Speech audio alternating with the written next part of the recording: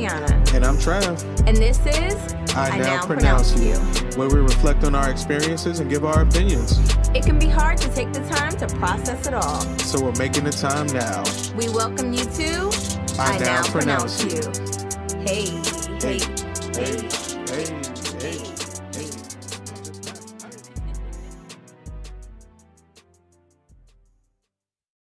Hey guys. Hey. What a week it has been. Wild week. Yes. Do you guys ever get empowered by YouTube? Because I do. I think we all do. I know. I saw you looking at fire pits. Oh my God. Trav was literally looking up like our backyard slopes, and he was literally looking up like how to excavate and build a patio. Well, see, the process is you lay bricks down. Lord. Nope, we can't do that, babe. Gravel, then a layer of sand, then more gravel. No, and see, then, you kept looking at me sideways because it's easy. Yeah, that's what I told you about that flooring that's upstairs. That's why I said it. It's easy. I really thought, okay, so lots of people say that what is it called? Like vinyl wood flooring, like the planks that just kind of locks into place. Everyone says it's so simple. I've watched, housewives on YouTube do it, and I felt empowered. Well, they also had all day to sit and research it. And then we bought the materials, and it sat for a month, and we tried it, and it didn't look good. And it was a no-go. It was a no-go. We gave up halfway through it. But I think there's some things in place that, like, if we had the proper materials for some things, we would have been good to go. Yeah, I guess. So anyway, Keys Home Improvement is coming to fix it. Shout out to Keys Home Improvement, for sure. My brother is coming to fix it. Yes, indeed. So, my twist came out good, though. I did some twists that I found on YouTube, some passion twists in my hair. They didn't come out too bad. No, they look good. Yeah. They look great, actually. Thank you. So today's topic is insecurities. Insecurities. I now pronounce you insecure. Ooh, good topic. Yes. So, were you insecure as a child? I think everybody was, to some extent. Peer pressure plays a part. And, you just want to be where, everybody that kind of gets along. You don't want to be the loner. I feel like as a kid, you either as an adult reflecting on your childhood, you either loved it or you hated it. Yeah. That's facts, yeah. Yeah. I mean, there's ups and downs with everything. But, what was your take on it? I definitely had insecurities. I had weight insecurities. I had insecurities about, being able to carry a conversation. I didn't think I was interesting enough. Do you know what I'm saying? Yeah, I mean... I didn't think, when I opened my mouth that it was what people wanted to hear because... when I was riding the bus, people are joning on each other and laughing and cutting jokes, and that's not really me. I laugh and I make little jokes with people, but that's not, the center of my universe. And, tearing other people down, even though you're doing it in, a fun way, I always hated that shit. Yeah, I always kind of thought it was kind of always hated it. And so...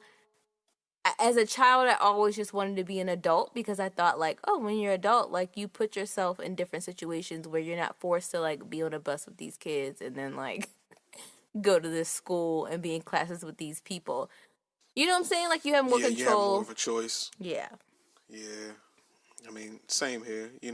As soon as I got the opportunity to start driving to school, I did. I didn't have to be around folks. I was able to actually choose if I needed to pick somebody up and ride to school with me as opposed to being on the bus with the status quo. And at that point, it was a bunch of underclassmen that were just on the bus doing stupid stuff. So what was your insecurity? Growing up? Mm-hmm. Probably the acne. The acne used to blow me. So I'm super glad I grew out of that shit. Yeah, that used to blow. When I met you, you had it, and it didn't even register in my brain. Yeah. I don't know. It didn't bother me. I noticed it. You would mention it. You would talk about it. But, I think that happens when you have an insecurities that you bring it to light? Because I remember you saying, like, hey, you know, da-da-da-da, you would mention it, and I'm like, oh, okay, like, I don't care. You would wear, like, your hats down low and all of that. I didn't care. It didn't bother me. Yeah. And then I was that way with, like, my smile. And I would be like, have you noticed my teeth? And you're like, yeah, I saw it. Right. You can't hide teeth. I guess you It's can't hide fine. your face either. It doesn't bother me. And I'm like, oh, okay. Yeah. So I think you just have different, when you have insecurities, you tend to make a big deal out of them, where other people, especially people that really care about you, it doesn't really affect them. It doesn't bother them. But it's the way that you view yourself. That can play a big role. Self-confidence, definitely.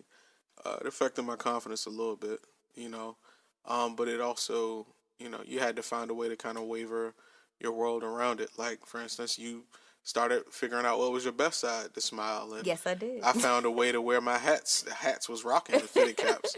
So I had a boatload of caps, you know, and I would just wear those with different outfits and stuff like that. And it, you know, kind of helped. But, so where do you think those insecurities, like, came from?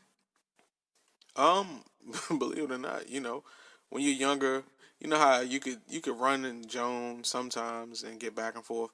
But if they say something that hit home, you're like, yeah. And, you know, everybody got that one go-to, you know what I'm saying, joke that everybody, like, I done heard that 1,000 times. That was always the go-to for me because I had, like, real bad acne. So no one ever talked about my teeth. Like, I never remember it. I remember when people would say nice smile, I thought it was a dig. And then I remember asking, like, at the lunch table, one of my friends was like, Teonna, your smile is fine. What are you talking about? And I was like, that's because I hide it well. But, like, no one ever said anything to me about it. The weight thing, yeah, you would get, like, comments, you know, back and forth. Like, you know, when you're little. Yeah. And, like, family members will make, like, you know what I'm saying, little comments. And you'll just... Oh, yeah. Before I had, like, dropped some weight and I grew out of some of my baby weight, I told you in middle school, they had made the whole song. That's when Luda dropped the, like, let me touch it, let me feel it. So everybody had made my song. I was Fat Travis. Fat Travis, let me touch it. Hey. It's kind of funny when you think about it now, but it blew me when I was younger. Yeah, like, you just start comparing yourself to other people, and it just kind of puts you down this little rabbit hole of things. And if I try to reflect on, like, where those insecurities come from, other than that, I think it also is, like, my upbringing. Like, a child is kind of seen and not heard, you know, that old school way of parenting and thinking. Yeah. And so, you know, it was always the yes ma'am, the, you know, yes sir, and you don't really have a lot of input on having, like, conversations with adults and things. Yeah. And so when I would get around people, even kids my age, it was uncomfortable for me because I couldn't just, like, easily carry on a conversation because I was always muted all the time. Well, you know my go-to, because my mama said. But no, honestly, my mom said a lot of things growing up to protect us, or, you know, it was her method of protection. Mm-hmm. But in turn, it made me look crazy when I would mention certain things. Like, man, who told you that? That's super, like, off the wall. And I would just sit there like, oh, Mom, you put me in that position again. So when you would talk, you didn't know what was true and what wasn't? Yeah. Yeah. You know, so. How did that affect you, like, in relationships? Like, friendships and in romantic relationships? Friendship-wise, I had some pretty solid homeboys. So they wouldn't kind of hold that against me. They just be like, Bugs, you green, man. We got to get you hip, man. And, you know, as far as, like, dating girls, it was always super, like, OC. Like, I kind of came off like a mama's boy a little bit.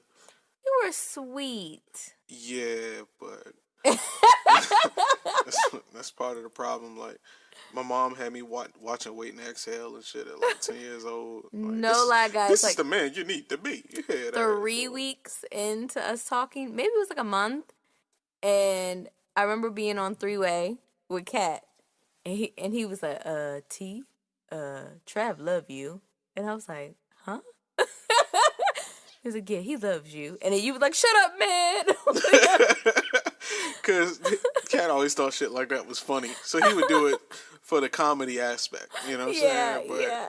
you I just know, remember that. That was so funny. But no, yeah. you were sweet. Well, I thought you were a pretty girl. You know what I mean? And after dating for like 3 months, I brought that bouquet of flowers and candy and all of that. But I imagine that we were like 17. Imagine doing that at like 14. You look OC, bro. You look a little excessive. So that's what I used to do. I used to be overbearing. So like if it was a bad girl I was talking to, I used to love Valentine's Day. It's like, oh, this is where I'm gonna show I'm super dope. And I remember one time I had bought like this big old like bear and all that stuff, and I was just like, she definitely gonna go with me after this. And she was just like, oh, thank you. And it's like, yeah, he OC, bro. You see all the stuff he bought? Like he bought his whole allowance in this joint day. You know what I'm saying? So it was a little excessive, but I didn't know what the median was. That's what happens when you're raised by a woman who was never treated properly, and your mom teaches you that this is how you're supposed to treat a woman, but you end up overdoing it. You know what I'm saying? It's like, Yeah. well, women like this thing because my mom likes this and my aunties like this. So, I think like working with kids, I get to see their insecurities and I try to pour into them in that way because they will throw all it's just whether they talk to you about it or not, you can just see it. right, You know what I'm saying? And right. a lot of it does come from what you mentioned earlier about peer pressure. Peer pressure is a And mug. some things is just comparing themselves, right? Yeah, So, yeah. you might have a girl that's like, well, Lisa wears a crop top and I can't wear a crop top. Am I fat? Like I have so many girls that walk up to me like, Miss Scott, I'm fat. Oh, I'm so fat. Look at this, look at that. And I'm like, why are you picking yourself apart? You're beautiful. No, that's not the case. So they're constantly picking on themselves about their weight. Some of them are really, really shy and they don't really get to speak. And so people assume things and just say things for them. You know what I'm saying? Well, luckily you know, the insecurities usually ranged in, like, I never had a problem with being like, chumped or bullied or anything like that. It was always internal. So like I didn't think that maybe that insecurity of not feeling like I was, you know, rugged enough kind of made me look like I was overly rugged. But then when the girls came around, I was like super nice to them because you like the girls, so you want to be super nice to them and stuff like that. But then that image portrayal of being super rugged, they want that person. But you're like, oh, this is just like a defense mechanism, shorty. You know what I'm saying? This is like if we kicking it, like we can truly sit back and watch movies and eat popcorn and watch all the stuff you want to watch. You know what I'm saying? And I always felt more comfortable around boys than I did around girls because the boys, at least the ones that I would hang around, they didn't like pick you apart and like go. You know what I'm saying? well, that's how dudes naturally are. Like, You weren't with them because you liked them. You were just with them because you just hung around them or you had class with them or whatever. But the girls, definitely could be catty and pick apart what you're wearing or make comments about how you don't have a boyfriend or whatever the case may be. And so yeah, that caused me just not to talk most of the time. Like I'm like, okay, if people are always going to judge you for something or they're always going to be aggressive, then I'm just going to observe. And from the time I got into about 6th or 7th grade all the way up through high school, I basically observed people. Like that was my thing. I would watch and I would see different interactions and all of that. And then I would come to conclusions about certain types of people based on what I observed. And it really helped me as a teacher because now I can like break something down so fast and the kids are like, how do you know that? Or I'm like, I can tell that you're doing that because you don't want me to notice X, Y, and Z, but I already peeped that. And they be like, what? because you're every history repeats itself. You ain't nothing but Johnny from back in '03. Yes. You know what I'm saying? Or you Keisha from '02. You know what I'm saying to me? So it's you're like Jeremy or Shanae or whoever. Facts, you know what I'm saying? Like, facts, yeah. Yeah, and it really if you actually sit back and watch people in society, you can start to group them by certain traits. No matter what color they are, you can start to group them by their traits. So And it's hard because you don't want to be the person that assumes somebody's personality type. But hey, if You it can get a walk and pretty talk good like idea. one, you can get an idea of who they are as a person. And usually, if somebody shows you who they are, that's usually who they are. People adapt and grow, but they don't necessarily change, and that's a topic for another day. So I asked you about how insecurities played into like relationships and things. Um, I'm trying to think, how did that play into me? Okay, so because I couldn't, or because I felt that I couldn't carry conversations and things like that, I used to think like, well, boys are gonna think that, or anybody, people are gonna think I'm too boring or I'm too simplistic, and they're not going to, want to be my lab partner, or want to ask me out on a date because I don't have anything to offer. And I told myself this, and it kind of stuck with me. You know what I'm Mm. saying? Yeah, your insecurities carry along with you. And I think that's probably why I like latched on to you after a certain amount of time, is because like it felt like so easy, Yeah. and I didn't feel like you were getting bored with me. You know what I'm saying? But that was No. all. That was always my thing. That would be in the back of my head all the time, is that I was boring or that I was whatever. And yeah, Uh, it another. carried into adulthood too. Like I still think that. Like most of the For real. time, yeah, most of the time I don't say too much. Even like at work and things like that, I don't really say too much because it takes me a while to kind of like process what I want to say and kind of move forward with that. And that, once again, I think it was because of that you are seen not heard thing as a child. Right. And so it just takes me a while to form what I really want to say. And then later I'm like, oh, I could have mentioned this, or I could have mentioned Well, you know what that. another factor for me was, that I didn't realize, is that I thought I was, for a small moment when I went to high school, I thought I was better than everybody else because I had came from a rugged environment, and I quickly realized that I was poor. I quickly realized that, hey, Oh, I it's didn't not. even think about that. I was like, yo, I'm from the rougher side or whatever, whatever. You know what I'm saying? We get down over here, and then like I get to school, and it's like all these like kids that live in like $750,000 homes, and Isn't that an eye opener? wow, isn't it? And they're looking at me like, look at this dusty ass I Negro. didn't even think about that as being an insecurity. Like, that was an insecurity for me too. That's also why I didn't want to get really close to people when I was young. Because, like, people would give out their house numbers or their cell phone numbers or whatever. And, Yeah, like, I didn't know if my house phone was going to be turned on because man. I was in ninth grade, and it would get canceled and you get the doo doo I was doo. in ninth grade. One of the girls asked me, "It's like, try, let me see your phone." I was like, "Oh, why?" And so I Why? handed him like this little stick Nokia joint, and I was like, "I could do Snake on this joint." And she was like, "What? You had to do alphanumeric numbers to text at the time. What type of phone don't text?" I mean, this was early. This is 2003.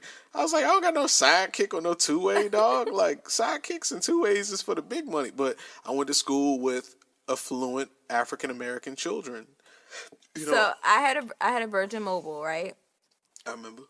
And I live in Nanjamoy, so there was no service whatsoever. So you basically didn't get service until like you started driving towards La Plata, and Yeah, I didn't really I didn't really go out a whole lot. My parents would like go to the grocery store and stuff before they got home because we lived in the country. yeah. And I would get like a text message from like 3 days ago that would like post, and I'm like, and I would respond. I'm like, why are you just responding now? Oh, my service was bad. But My now, service is bad. but now you realize as an adult that you could have been like genuine the whole time. You know what I'm saying? Like, Yeah, and it's like yeah. none of it was as big of a deal, and that's why it's like I'm not ready for a teenager because they're gonna make a big deal out of everything, and it's like you have to teach them that like, yo, tomorrow comes and nothing is that serious. You Mm-hmm. know what I mean? I mean, unless you're terminally ill, nothing else is that serious. You really have me thinking, because I really did not even think about that being a factor or an Yeah, insecurity. finances was an issue, and I Oh also had man. an insecurity about having a family member that had a disability. So Because of that, I didn't have a lot of friends and stuff over, and everything was like this big secret. Like nobody can come to the house and see. There weren't things in society in place for those with disabilities. So with certain type of disabilities, yeah. exactly. So that was a major factor, and it was just like it was a whirlwind of adult problems going on in a teenager's mind for me. And I remember. I know that's not funny. I remember. So we had, I guess, like the 8th grade field trip or whatever, at like King's Dominion or something when I was in middle school. Right. And your parents had to pick you up because it was after school hours, like at the end or whatever. Yeah. So my parents, our car was always like 10 to 15 years old, like always, right? So I'm on the bus, and I look out the window and I see, at this time we had this blue like station wagon thing, right? Whipping, dog. Whipping. Lord. So I'm like, all right, cool, bet. See where it is. When I get off the bus, I know what direction I'm going to be walking into. Get off of the bus, and there's like different parents out there, whatever. My mom is standing there. I don't know what the heck she has on. She has on like this silk skirt. My mom doesn't even wear that. She had a silk skirt that was in the back of her closet. She had a cutoff sleeve shirt, and she had on these black foam sandals that were mine from like years ago. Whipping. And she was standing in front of the bus. Hi, Teonna. And I was like, oh my God. It was so embarrassing. Here. I just walked. I didn't even acknowledge her. I just walked down the sidewalk. And she's like, Teonna. I just walked because I already saw what the car was, man. I was trying to just get there. I mean, hey, we didn't care. Like back in my old neighborhood, before I got to high school, my auntie pulled up to my 8th grade prom, duct tape all on the Cadillac Coupe de Ville rear view mirror. It was still a Caddy though. It wasn't a Ford. I don't even know what that was. It was old though. It doesn't matter. It was an old model. You know what I'm saying? And it had duct tape on the mirrors. You know what I'm saying? But I was whipping though. I was like 11. But it's different when everyone in your community is at the same or similar income level. It's normalized. Okay, so where I'm from, it varied. So you had some people that like owned their own businesses, and then you had some people who, commuted and they were government employees. And then you had some people that were on, government assistance or, lived with family members and things like that. So it really varied. But I felt okay once I got home. Like, I wasn't embarrassed about where I lived or what I had once I got home because I did know so many people that were struggling with those same types of things. But being at school, it's just different, Yeah, school makes you realize that the world has financial disparities. And you're like, didn't know that some people really, like, they're literally, half of the school would come through with new Jordans when they came out. And I had, I picked up a second job. I stopped playing ball. Not that I was good at it, but, I could have probably got better if I tried. But I started working a part-time job, just so I could go get the fresh Makunu or go get the brand new, Nike Go-Adomes when they dropped, or the foams. Or, I didn't care about any of that. I wanted to keep up with the status quo, and it wasn't necessarily keeping up with the Joneses. I just wanted to be avoided.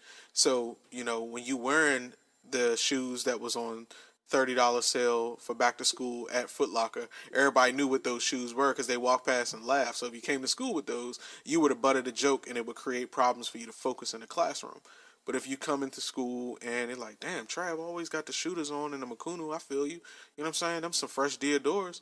And now I can just sit in the classroom because when they joning on people not having the clothing that's up to par. That's distracting. It is. So now you got to come to school fresh if you want to focus. Otherwise, they're going to flame you up, And it doesn't even matter. Like, some of the shoes I like, some of them I didn't like. I just was like, I need to have different shoes.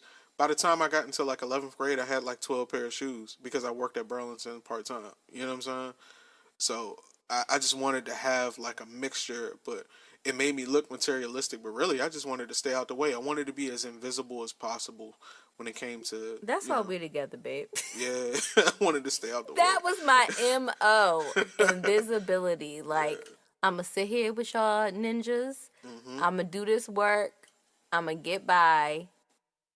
I just counted down the years of childhood. And it's not that it was completely horrible. It just made me feel uncomfortable. And maybe that, I don't know if it was that I was mature. It's just, in my mind, I was like, kids are stupid. Like, I don't know. And every now and again, I'll get a student that is on that same level of thinking. And I'm like, it's okay, baby. I counted down how many years I had of school. Which is crazy because now I'm a teacher. And I'm like, yeah. I'm right back in the place where I did not want to be. But I wasn't like bullied or anything like that. I didn't dread going to school.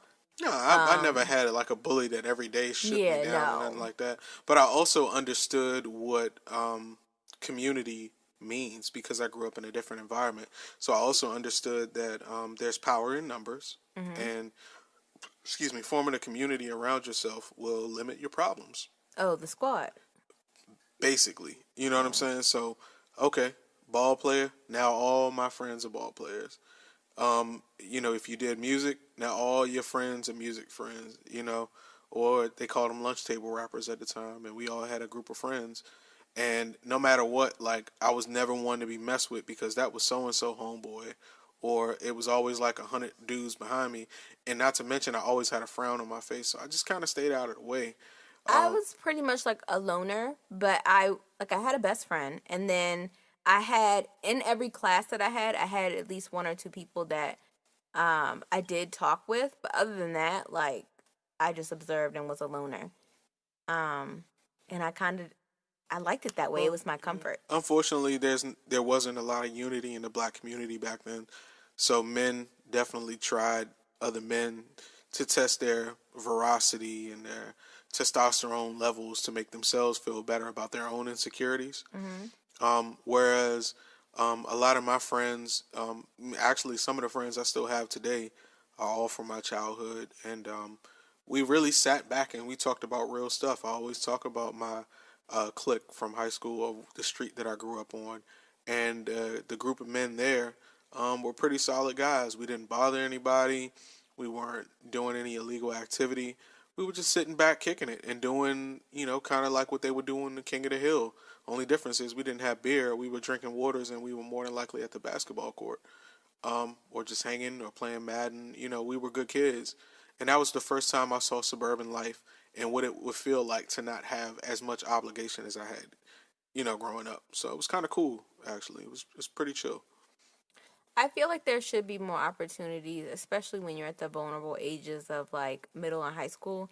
There should be more opportunities for you to like connect with people that are like you in a sense. Like one of the teachers always says that kid, that they're not weird. They just need to find their tribe. You know what I'm saying? Like, there are Facts. people that are like you, that have similar interests or have similar ways about them that you have that would make you feel comfortable, but sometimes they're just not in the room that you're in, and you gotta weed them out. Yeah, facts. I mean, even that's so true. Because I as much as I dreaded going and moving into suburbia, going into high school, I actually had a great time. It wasn't as bad as you think it is. You just deal with things like an episode of Degrassi every day. But you didn't have to worry about where my original neighborhood came from, where there were metal detectors and people were literally, worrying about, criminal activity and gang activity and actually their life being challenged. Meet me at 3:00. Yeah. You had those type of experiences? No, nobody ever wanted to meet me at 3:00. Oh, that's good. There was that one debacle in 9th grade where it was homecoming, and there was a young lady that I had an eye for, and another young man had an eye for. You're so proper. So we were on the bleachers, and I sat there and I had my arms around her, And then he came and he was like, man, that's my shorty. And he did the same thing. And before you knew it, we looked like two assholes, like passing around the same girl, of like grabbing her and hugging her and be like, this is me. And we both look like weirdos. So, but at the same time, the seniors were laughing at us because we were freshmen, and that's what freshmen do. So, but outside of that, it was always like at least 20 of us at a single time, and everybody knew each other. We knew each other's parents. We knew each other's like brothers, little brothers and sisters. It was really like a tribe type community, and it was fun for the most part. Now that I look back on it, I really can't complain too much about it. My own insecurities kind of set actually a wall between enjoying it even more. That's what kind of held me back. So move forward to present day. As an adult, do you still have insecurities, or how do you deal with things that maybe were your insecurity, but you have found a way to kind of cope with it? I mean, I think as an adult, you just realize that you take things for face value, and what you see is what you get. I don't care what you think about me, because at the end of the day, I'm super comfortable in my environment and myself. And I also control my environment more than when I did as a child. So if I'm not feeling a situation, I remove myself from it, and in so many words. So what about you? I still struggle with like having conversations with people that I'm not super comfortable with.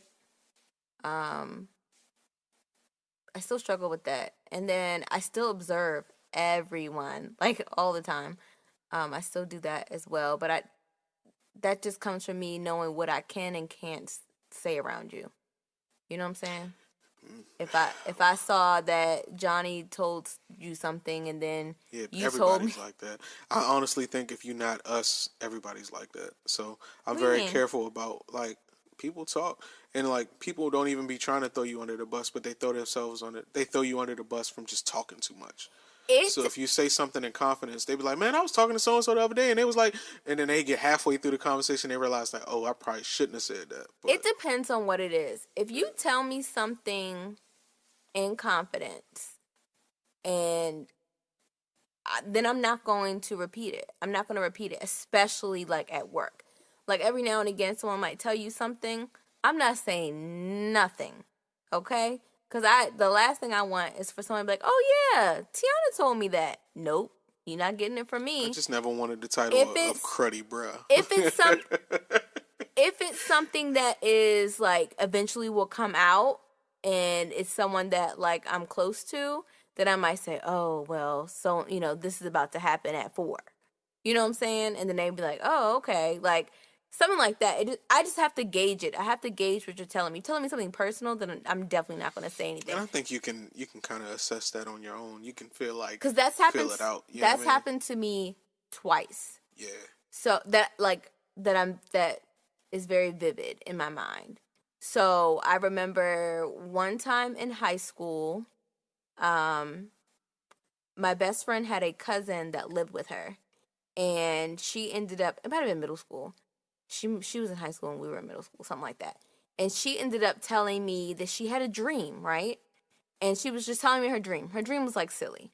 And I remember I told my best friend, like, okay, think about this. They live in the same house. They're related. I did not think it was a big deal to share like a trivial dream. Anyway, I don't know how my best friend used that trivial dream against her, but she ended up coming like to my house and she wanted to talk to me about it. And I'm like, okay, what's wrong? And she's like, I can't believe that you told her my dream. And I was like, I'm sorry. I didn't think that was like a big deal. I'm sorry. And she was like, I will never trust you again. And she never did. She like said her piece, stamped it, and she was done. And I'm like, wow. But also too, people like, you can't loosely like tell people something that you think is like secure. Like I didn't know she was telling me in confidence. I didn't think it was like a thing in confidence. But I'm kind of glad that happened, because I love the way that she, even at that age of like 13, 14, of her coming to me, she didn't do it like in a I want to fight you way. It was a very respectful way. It was, this is what I feel this is what I feel I was wronged by, or how you wronged me. This is what I plan on doing about it. I'm sorry, but I no longer can tell you things. Right. And that was it. Now, once again, I did not gauge that it was something of importance. So that was the first time it happened. The second time, I was an adult, and I had this. It was such a catty situation in college. But anyway, so not with me per se, but just like the layout of the group of women and how things got divided. And Right. so it was like Teonna's in the middle, and then there's a group over here and there's a group over there. And because I observed for so long, I knew what I could and could not say. From just sitting back. Just from observing. Like I knew how, yeah. And even within those groups, like say this group got along, right? Right. If you hung out with that group, then you would see within that group them talking about each other. And it's like, oh my God. So anyway, now it makes sense as a 31-year-old woman, it makes sense. But anyway, so 2 of the girls were roommates. They were cool. And one told me something. And so the other one was just having like conversation and was like, oh yeah, she tells me the same thing that I had already heard from the other person, right? Right. So I agree. I'm just like, oh yeah, she told me that, or yeah, I've noticed that, like nod in my head. So I guess like that person went to the other girl and was like, yeah, Teonna agreed with me. See, she said da da da da. So then that person no longer trusted me. And I'm like, but y'all live together. Y'all friends. Y'all know that she told me what everybody. I'm confused. People feel that's why it's so. I was so confused to this day. People, I feel like it damaged that relationship to this day in my mind. But to this day, I'm like confused by that. So now I just know I ain't telling nobody nothing about anything. I don't care if somebody came to me and said, Teonna, shoes is 2 for $1 at DSW today. I'm not telling the other person because it just gets so weird. It's always a little muddy, So you just, But people just confuse me. And so that's another thing of why I think it's hard for me to trust that people are being genuine. I don't care if I tell you something and you tell somebody, because most of the time if I'm sharing something, it's not something that's a big deal to me. Right. If I'm going to leak it, then, it can go anywhere. It's not something that's a big deal to me. You don't confide and, no. I honestly don't really have much to confide in. People will confide in me, but I don't, I have nothing going on. It's nothing. Yeah, man, that mulch it's was heavy the other day, over here. I'm telling you, man, it got so bad the mulch leaked in my trunk, homeboy. I'm telling you, man, life is crazy. I gotta change it. Like, nah, bro. It's nothing that serious. That's thankfully. On, I hope one day it won't come. I had enough of that in my childhood and in my early years. So same here. Right now, hopefully, it's just I'm in chill mode. But yeah. So in my relationship with you, I don't feel like any of those securities really come into play, other than like my weight fluctuates and it like bothers the heck out of me, but it doesn't seem to bother you at all. No, it doesn't. But I enjoy it actually. But it bothers me, honey. And I support you, in your efforts to try to get to your ideal weight, and that's what's up. But I'm letting you know in the meantime that you just take your time and do it the right way and make sure that you achieve what you want, But it doesn't bother me. I feel like that's the only insecurity that transitioned from childhood to adulthood. Yeah. It's just the conversations and, having to build up a certain type of rapport with someone before I really can talk. But the crazy thing is, kids that I teach, it's a whole different ball game. I be telling them everything. Because they're kids. And I mean, everybody had that one teacher that when they were younger, they're like, man, I remember Miss Mims told me that her husband was had the gout in the left foot. And I don't tell stories like that. But I don't know. I just give them my opinion a lot, and I ask their opinion about different things because I want to get to know them as people. And so I don't know. I try to use that. But insecurities are a big thing. So I have decided that I was going to look on Reddit, right? Oh, okay. And I got really hooked the other night looking on Reddit. If you have never been on Reddit, I'm sorry, I'm a late person. I just recently started going on there just to kind of look at different scenarios that I could possibly talk about on the podcast. And I went down a rabbit hole one night of like reading different marital issues and relationship issues and things like that. And so today I'm going to do a segment called I Read It on Reddit. Cue the game show music, Trav.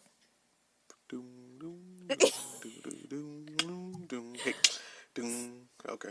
So this guy, he says, I'm a 32-year-old man. I'm clingy and insecure in relationships. I have a career, have friends. I'm taking care of myself. I speak languages. So I guess I have a life. Okay. That was random, right? Okay, yeah. However, when a woman enters my life, suddenly everything turns around. I put her on a pedestal. I can't sleep if we have a minor conflict. Suddenly she becomes my entire world. I'm waiting here. What? He can't write. I'm waiting for her to reply to my messages, seeking for affirmation. If she has a bad day, I take it personal. I'm behaving immature. I kind of know where it's coming from. I had a rough childhood and never felt love by my parents. And I guess I desperately am looking for being loved. When I find someone, her approval becomes very important to me. Any tips on how I should deal with myself? So there's a lot to unpack there. First of all, putting someone on a pedestal, you shouldn't do that. I remember Buck you did up, that. big fella. I remember you did that to me. I don't. Buck up, big fella. That's your advice to him? I'm just playing. Nah, I got some genuine advice. Okay, what do you think? You shouldn't rely on other people to make yourself feel whole. You should be whole so that you can come together with with your spouse. So you don't get that half and half makes a whole type of thing. Nah, man, you can't even go into a relationship if you're broken. Homeboy need to go to therapy and work those issues out mentally and emotionally before he even decide to, get into a relationship, because it becomes overbearing. Now you're relying on the other person. You're relying on your spouse to make you happy and make you feel validated. And that's not fair. Have you ever been in a relationship, or not even a relationship, but when you're talking to somebody and you text them and then they don't respond back, like in the manner in which you think they should, like time-wise, and does it make you feel like anxious? Because I definitely remember times like that. Yeah, back when I was younger, for sure. I remember dating that, like, you would go through like these highs and lows of that. Yeah. Like someone, you're supposed to meet up with somebody and you text them and then they're not responding back, or we call that ghosting now. And then they pop up later, hours later or the next day. Oh, my bad. Da da da da. You know what I'm saying? So. Yeah, because if you're not a priority, but if you're in a dating world, that's how it go. But this guy's actually in a relationship. So, like, what should he do other than get therapy? I'm trying to think. I'm thinking out loud. So he should get therapy. He should also probably look into therapy. And if he doesn't have a therapist, he should reach out to one. Babe. I'm just saying, because everybody likes to say, oh, if you have an issue, go seek a therapist or go see a therapist. But how often do people actually do it? I feel like I've been saying it for like 5 years and I've never gone. I had self-therapy, which is also a state of self-reflection. It's sort of like a mirror of meditation, whereas you have to sit and stew and either be okay with the decisions that you've made and it paves a way for you to make better decisions, or you just going to get eaten up by it. I feel like he's being reflective because he says, I know where it's coming from. I had a rough childhood and never felt loved. So I think he knows where it stems from. So I would say, like, if he's not willing to go to therapy, he needs to kind of do a deep dive with that. He needs to come to terms with that. That may mean you need to have a conversation with your parents and tell them about those feelings, like, this is how I felt as a child and it's been bothering me. I just wanted to share this with you. Maybe. Remember that time I wanted to skip it and you ain't buy me to skip it? And then Oh, there was that time you should have gave me the yak back, but you gave me the dollar store version. Sometimes it's that, but other times parents work a lot, or they just don't want to be bothered with their children, or for whatever reason, it can cause you not to feel loved. And I feel them on that. Yeah, I mean, and also too, having children will make you realize that it's not an easy job. So, No. and it makes you understand your parents a little bit more. Like, yeah, they were a little screwed up, but this ain't an easy job, you know? No, it's not. And I think about those things, sometimes, because even as an adult, I try to now process my childhood, and look at, different things that may have affected me. And I think the same thing. I'm like, okay, I can understand why this may have happened because X, Y, and Z. Because being a mother, it isn't easy. They require a lot of your attention. They require a lot of pouring into, especially if you want them to be, happy and healthy and productive. And even then, that's a gamble because there's hormonal imbalances and there's different things that take over. You never really know if you did a good job until they That can become help with adults. So, Yeah. you just try your best, and that's all you really can do. And then there's also different variables that we talk about, like, you can protect your children from certain things, but they're going to develop their own personalities and they're going to experience things that some you've had history and an understanding of, some you won't. But it's just something that you have to come to terms with early, is that they have to live their own lives. And, you can just assist them with whatever, notion that they come up with in adulthood. And I think this dude right here, man, he's dealing with a lot of internal things, and I think he's relying on outside sources to make him feel whole, and that's not fair. It's almost like, he probably feels like alone until he meets someone that has some type of interest. And then he's just pouring everything That ain't into fair, that, dog. especially very early. You don't want to do that. And so he's probably pouring everything Super in. needy. Yeah, and being needy. And so he does need to take a step back, and kind of let things breathe Yeah, I before. mean, and look into things, get tribal, or, look into religion, look into something that can help you complete that portion of yourself where you feel like you have an absence of it. That's where some people need to, I just started periodically meditating, and it is so good. It is yeah. so good. I tried many times over like the last 3 or 4 years, and I would either fall asleep or like I just would still be overthinking everything. But I found like really good playlists on Spotify, and I have found one of them is Sheila Marie's. I forget what it is, but hers is meditation mixtape. That's what it is. Right. That's really good. The sleep meditation podcast on Spotify is really good, and it really just puts you in tune with yourself and kind of relaxes you. And I definitely do feel a difference. So sometimes maybe something that he can do is that when those thoughts are that anxious, because it sounds like anxiousness, right? Yeah, it could be slight anxiety as well. So, Yeah. So maybe he just needs something to recenter himself. Okay, so Trav, what's your takeaway today about insecurities? um, that reflection is necessary. You want to kind of work those thoughts out in your own mind, and just try to deal with them the best way that you can. And if you can't, reach out to the outside trusted source to get it done, because you don't want to carry those insecurities into your adulthood. It'll definitely make relationships harder, whether they're friendships or spousal relationships. It's going to make things tough. But what about yourself? My takeaway is that you should try to find the root of why those insecurities are there.